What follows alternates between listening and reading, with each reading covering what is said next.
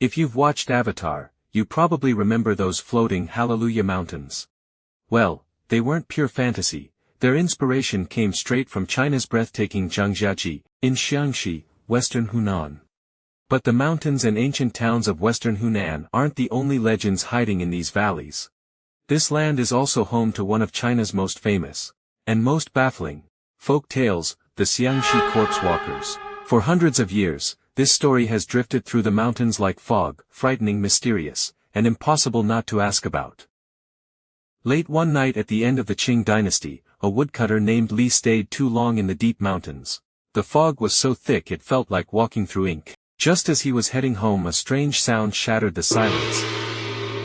A heavy eerie clang, echoing through the valley like a bronze gong. Li froze. Every elder in Jiangxi had warned him.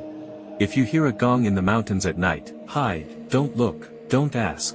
Terrified, he dove into the bushes and held his breath. What he saw next haunted him for the rest of his life. Under the moonlight, through the thin mist, came a tall man in a long blue robe. His back was straight as a blade, a peachwood sword in hand, chanting words that didn't sound quite human. And 3 steps behind him was a corpse. The figure wore a wide-brimmed bamboo hat pulled so low it hid the face, which was plastered with yellow talisman papers. His skin, what little showed, was a cold gray blue. He was wrapped in a loose black funeral robe, arms stretched stiffly forward, fingertips brushing the ground. He shuffled ahead without bending his knees, as if pulled by invisible strings. Every 100 steps, the man in blue struck his gong again. The deep clang rippled through the valley, sending birds bursting out of the trees, and wherever the corpse passed, it left a trail of damp footprints and a faint smell, half herbal medicine, half rot. Li didn't dare move. He watched the pair disappear into the fog before bolting home in panic. After hearing his story, the entire village locked their doors. No one went into the mountains at night again. The villagers said, that was a corpse walker, sending the dead home. But who was the dead man? And where were they taking him? 12 days later, the truth arrives in Phoenix County. The Tian family had been waiting anxiously. At last the corpse walker, Master Shang, arrived. Behind him was the same corpse Li had seen. Tian had been a hired porter who went to Guizhou to mine silver to pay for his wife's medical treatment. A mining accident took his life far from home. The mountains were isolated, the roads dangerous, transporting a full body back was nearly impossible. His wife sold everything she owned, even her dowry jewelry, just to hire the most respected corpse walker in the region, Master Shang.